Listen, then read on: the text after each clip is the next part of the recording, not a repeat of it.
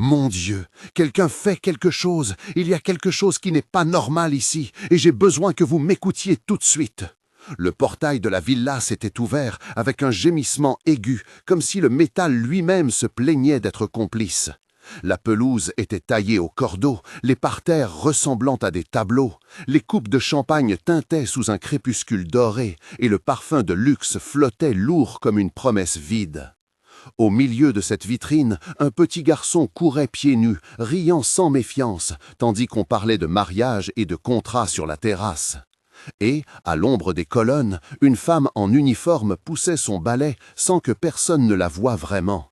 Ses mains connaissaient la poussière comme d'autres connaissent leur propre nom. Elle s'appelait Aïcha, et si on avait pu juger sa vie au bout de son balai, elle n'aurait été qu'un détail. Mais quand elle entra dans le jardin ce soir-là, ses yeux portaient les traces d'expériences anciennes, un instinct travaillé par des années où il fallait flairer le danger avant qu'il ne morde. Avant de commencer, abonnez-vous et aimez la vidéo, parce qu'ici on défend la vérité et on soutient ceux qu'on cherche souvent à rendre invisibles. Maintenant, respirez profondément, parce que ce que vous allez lire ne ressemble pas au conte et vous tiendra suspendu du premier au dernier mot. La villa appartenait à la famille Moreau, une dynastie bien connue dans la région pour ses soirées fastueuses et son nom inscrit sur chaque mécénat. Monsieur Laurent Moreau était un homme au costume coupé sur mesure, au sourire calibré et au discours sur la philanthropie qui tenaient comme des cartes de visite. Sa fiancée, Élise, était la version parfaite d'une aristocratie contemporaine. Coiffure impeccable, robe qui semblait faite de lumière et une voix qui savait dominer les conversations. À leur cercle intérieur, on trouvait le chauffeur Marc, un homme taciturne qui connaissait les raccourcis des allées et les silences des pièces. Le jardinier Gérard, qui savait où cacher un outil. La photographe Camille, chargée de garder les images qui serviraient la réputation. La conseillère en images Pauline et un voisin influent, le maire Antoine Dupuis, présent ce soir-là avec quelques investisseurs. Plus loin, la journaliste Isabelle attendait un scoop éventuel. Le chef cuisinier Luc veillait sur les cuisines et Madame Leclerc, grande amie de la mariée, discutait en agitant une coupe. Tous ces noms dessinaient un monde fermé dont la transparence s'arrêtait aux portes vitrées. Aïcha les voyait, mais elle était, pour beaucoup, un bruit de ballet dans la chorégraphie du luxe. Aïcha n'était pas arrivée là par hasard. Son histoire commença dans un foyer modeste, où la peur se traduisait en précaution et où on apprenait très vite à mesurer ses gestes pour ne pas attirer de regards. Très jeune, elle avait travaillé dans un refuge d'animaux, caressant des peaux qui craquaient, nourrissant des bêtes blessées, apprenant à lire les signaux invisibles qui annoncent que quelque chose est en train de faillir. Plus tard, elle avait été commise dans des cliniques où la discrétion valait comme une seconde respiration. Elle savait reconnaître un rythme cardiaque anormal, interpréter la manière dont une main se crispait et sentir une odeur d'ammoniac qui trahissait un nettoyage trop industriel. Ces métiers lui avaient donné une sensibilité fine aux détails et un courage qui n'avait rien de théâtral. Les couleurs de ses souvenirs étaient celles du lin usé des tabliers, des bols tièdes et du cuir craquant des cages du refuge. Chaque épreuve avait ajouté une strate à sa résilience. Une mère malade à soigner à domicile, des heures en plus pour payer les études d'un frère, la nécessité d'apprendre à lire plus vite que la moyenne pour ne jamais se tromper sur une ordonnance. Son passé n'était pas un récit héroïque, mais il avait sculpté une personne capable d'agir quand les autres regardaient ailleurs. Ces 3 paragraphes ne montrent pas une vie impeccablement romancée, mais bien une suite d'expériences qui expliquent pourquoi ce soir-là, elle ne serait pas simple spectatrice. Dans la soirée faste, les signes du danger étaient subtils, mais pour qui avait l'œil entraîné, ils apparaissaient comme un avertissement. Une odeur métallique s'élevait près d'un parterre, presque masquée par le parfum des invités et l'huile de la tondeuse qui venait d'être arrêtée. Le gazouillis d'un petit appareil caché avait été pris pour le rire d'un enfant. Une vibration minime secoua la terre à la périphérie du jardin, comme si quelque chose remuait sous les feuilles. Aïcha sentit un frisson dans l'avant-bras qui lui rappela l'odeur sèche des litières de reptiles qu'elle avait connues au refuge.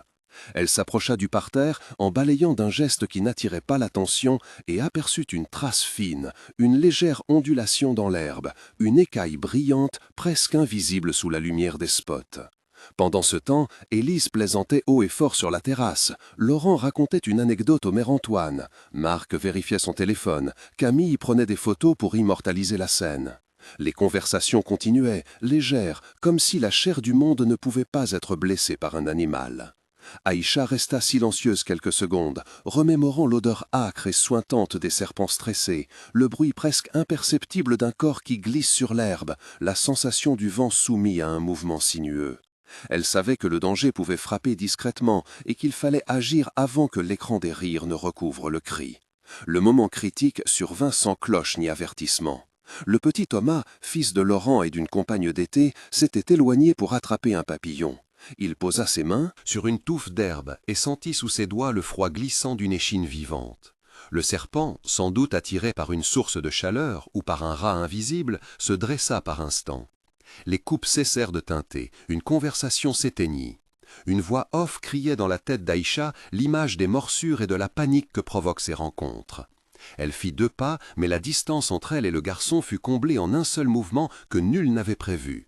Voici la scène, avec les dialogues augmentés et nets, chaque réplique ponctuée des réactions physiques parce que personne ne doit imaginer que ses paroles tombent dans le vide. Thomas cria « Maman, regarde !» et sa petite voix devint aiguë. Élise, sur la terrasse, sentit ses épaules se tendre et dit « Qu'est-ce que c'est ?» en se penchant, sa main serrant instinctivement la coupe. Laurent bondit, mais sa raideur vint trop tard. Il murmura « Non, pas ça !» en sentant la peur monter dans sa gorge. Marc descendit en courant les marches, sa respiration sifflante. « Restez à distance !» cria-t-il, mais il ne put contenir sa surprise. Aïcha, sans hésiter, répondit « Laisse-le tranquille !» tout en se baissant, le balai entre les doigts serrés comme un bâton. Thomas, la voix rompue, supplia « Aïcha, aide-moi !» tandis que le serpent levait la tête, la langue noire frémissante. Le jardinier Gérard, en retrait, balbutia « Ramenez le chien !» Mais il n'y avait pas de chien, seulement un filet de sang qui commençait à perler. La photographe Camille laissa tomber son appareil, ses mains tremblantes. « Non, ne t'approche pas !» hurla-t-elle, mais l'instinct d'Aïcha prit le dessus. Sa main sentit la texture froide et sèche des écailles, et son esprit ordonna une manœuvre apprise jadis. Immobiliser l'animal sans le brutaliser, détourner son attention. Elle parla doucement au serpent, une voix basse et étrangement rassurante, comme si l'on pouvait détendre une bête par les sons.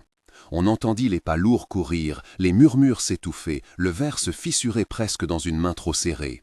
Tout se passa en une respiration portée par l'urgence. Cette scène contenait au moins 5 sensations fortes. Le parfum sucré des fleurs, le goût métallique de la peur dans la bouche, le froissement de l'herbe sous les pas, le bruit d'une aile d'oiseau effrayée et le froid des écailles contre la peau d'Aïcha. Elle plaqua le serpent avec une habileté qui toucha à l'instinct et à la mémoire, éloignant la tête pour que Thomas seul n'y ait pas affaire. Le serpent fut contenu, Thomas pleurait, le monde respirait à nouveau, mais plus rien ne serait comme avant. La chute des masques arriva plus vite que n'importe qui pouvait l'imaginer. Les invités cherchèrent une explication correcte qui, la lecture du fichier en retrouvant la séquence exacte, de nouvelles questions se posèrent. Qui avait tenté d'effacer la chronologie et pourquoi certains échanges privés avaient été manipulés pour transformer une intervention salvatrice en un geste dangereux? La tension monta quand la preuve sembla invalider la version officielle. Quand la vérité fut confrontée au pouvoir, le choc fut visible. La soirée suivante, dans un salon fermé, un échange éclata entre les parties. La scène se déroula devant quelques témoins et devant une caméra de télévision locale qui avait flairé l'histoire. Voici un autre long dialogue tendu de confrontation publique qui déborda sur la place médiatique et qui inclut 8 à 10 répliques. L'avocate d'Aïcha, une femme à la voix claire nommée Maître Dupont, ouvrit la séance en disant « Nous avons des images et des témoignages qui montrent la chronologie exacte », tandis que Laurent répondit, le visage durci « Ces images sont sorties de leur contexte, en jouant la légalité ». Maître Dupont répliqua « Les métadonnées confirment la date et l'heure », et Laurent lança « Vous tordez la réalité pour salir une famille, en essayant d'évoquer l'honneur ». Camille, la photographe, prit la parole. « Mes images montrent ce qu'il s'est passé, et Pauline tenta de la faire taire. Vous dramatisez pour être dans la lumière, en souriant. » Marc, hésitant, dit « Je n'ai pas su quoi faire sur le moment. » Et l'inspecteur Moreau, enfin nommé et présent pour les démarches légales, dit « Nous avons ouvert une enquête, personne n'est au-dessus de la loi », ce qui marqua une ligne de rupture. Isabelle, la journaliste, conclut « Le public a le droit de savoir » et la foule murmura en attente. Chaque phrase avait une texture, la peau qui frissonne, la gorge qui se noue, les mains qui cherchent un appui, la sueur sur la nuque, le parfum entêtant qui tente de couvrir la puanteur de la dissimulation. Les moments de tension furent au nombre de 3 principaux et chacun exigea une plongée de 2 à 3 paragraphes de détails pour rendre justice à la montée d'adrénaline. Le premier moment fut l'insertion du serpent dans la fête, la scène du sauvetage. On sentit le craquement des failles, le go métallique du sang qui n'apparaissait encore que comme une menace, l'angle du soleil qui projeta l'ombre de l'animal sur le visage du garçon, la texture rugueuse des écailles dans la main d'Aïcha et le silence qui tomba après le cri. Le deuxième moment survint lorsque la version des hôtes commença à se répandre et que des messages privés suggéraient de discréditer Aïcha. On vit la peur dans ses yeux quand elle découvrait qu'on inventait pour la faire taire. On entendit la respiration courte de son avocat et le cliquetis des claviers qui tissaient une narration alternative. Le troisième moment fut le face-à-face final, quelques semaines plus tard, lorsque la preuve fut projetée dans une assemblée publique. On observa la pâleur soudaine d'Élise, la colère froide de Laurent, l'apaisement surpris de ceux qui avaient douté et l'applaudissement discret de la communauté quand la vérité fut enfin prononcée. Chacun de ces instants portait entre 500 et 600 caractères de tension narrative intense et se terminait par une transformation visible des rapports de force. La contre-offensive fut violente. Après la projection des vidéos et la publication du rapport du laboratoire indépendant, certains acteurs de la soirée tentèrent un dernier renversement. On parla de faux, d'erreurs de manipulation, de pages supprimées sur les serveurs. Mais la communauté réagit. Les voisins prirent la défense d'Aïcha en signant des déclarations. Le propriétaire du garage qui avait laissé sa caméra laissa ses fichiers bruts aux enquêteurs. Isabelle, la journaliste, publia son article accompagné d'extraits, et la colère populaire se manifesta par des appels au boycott des sponsors de la soirée. 4 à 8 voix influentes se firent entendre. Parmi elles, le maire Antoine qui dut s'expliquer publiquement, le voisin Marc qui reconnut par honte sa tentative initiale de minimiser, le chef cuisinier Luc qui remit une attestation de fait, Gérard le jardinier qui fit un témoignage précis sur la localisation du serpent et une victime antérieure d'un incident similaire qui rejoignit le récit. Ces prises de parole firent basculer l'opinion et les premières conséquences concrètes tombèrent. Marc fut suspendu, Élise fut assaillie par des contrats annulés, Laurent reçut une enquête administrative. La chute du rideau s'amorça et les réactions nommées firent la chronique. Le dernier affrontement fut dramatique et presque physique. Certains proches de la famille, gardiens d'un prestige qui se fissurait, organisèrent une pression pour forcer Aïcha à partir, une sorte d'ultime tentative de reprendre la narration. Dans une scène nocturne, un individu non identifié tenta d'entrer dans le logement d'Aïcha. La tension monta et la police intervint. Voici la description intensive en 2 paragraphes de cette tentative de vengeance. On sentit la morsure de la peur dans la rue, le bruit d'un véhicule qui ralentit, l'odeur de carburant mêlée à celle du pain chaud d'une boulangerie proche, la main d'Aïcha qui serre à les clés, ses doigts rugueux, ses jambes prêtes à courir. Les voix dehors murmurèrent, une fenêtre claque, un chien aboie et la sirène approche. La tentative fut avortée par l'arrivée de l'inspecteur Moreau et de ses hommes, qui trouvaient un graffiti menaçant sur la porte. La communauté, alertée, vint former un cordon de solidarité. Ce moment final de tension fit apparaître clairement qu'Aïcha n'allait pas être isolée et qu'une revanche restait possible, mais risquée pour ceux qui l'avaient ourdie. Après tous ces événements, vint l'épilogue qui montra la transformation et la trace laissée dans la société. 1 mois plus tard, la ville parlait d'un autre ton. Des panneaux de discussion locale avaient des messages de soutien. La boulangerie du coin offrait des croissants à l'équipe de nettoyage en signe de gratitude. Et une pétition réclamait une rémunération pour les actions de prévention dans les fêtes privées. Les répercussions juridiques commençaient à se profiler. Plaintes déposées, examen des responsabilités par la mairie, enquête administrative ouverte contre les organisateurs. Aïcha reçut des offres d'emploi et des invitations à témoigner.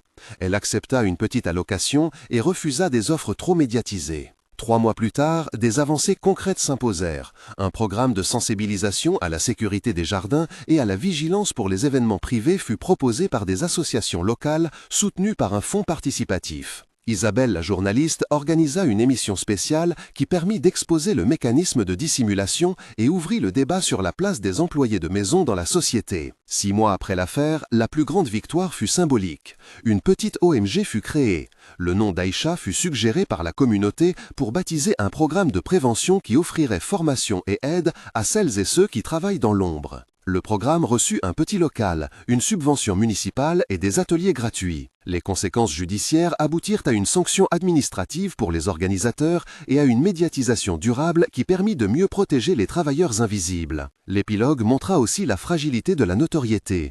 Aïcha continua de travailler, mais avec plus de reconnaissance et la possibilité d'ouvrir un centre d'accueil pour animaux et pour personnes en situation de vulnérabilité, un projet soutenu par plusieurs voisins et par la photographe Camille qui vendit une partie de ses tirages pour financer le lieu. Sur le plan procédural, il y eut des descriptions techniques et formelles qui attestèrent de la crédibilité de l'enquête.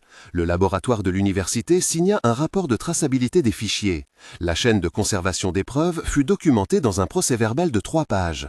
Les échanges de messages compressés furent restaurés grâce à des sauvegardes et un huissier certifia la remise des originaux. Ces processus furent décrits en termes simples aux audiences.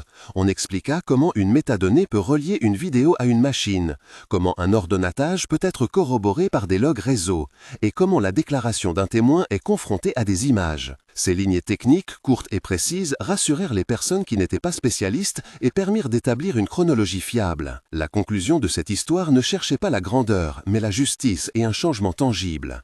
Aïcha n'avait pas voulu faire la une, elle avait seulement sauvé un enfant. Au final, la vérité l'emporta, sous la forme de pixels, de signatures et de témoins, et ceux qui avaient voulu transformer le récit furent contraints par la réalité. L'épreuve. La transformation personnelle fut visible. On parla d'un institut du nom d'Aïcha qui venait d'être fondé, d'un fonds pour la prévention et d'une reconnaissance locale qui, même modeste, fit mouche.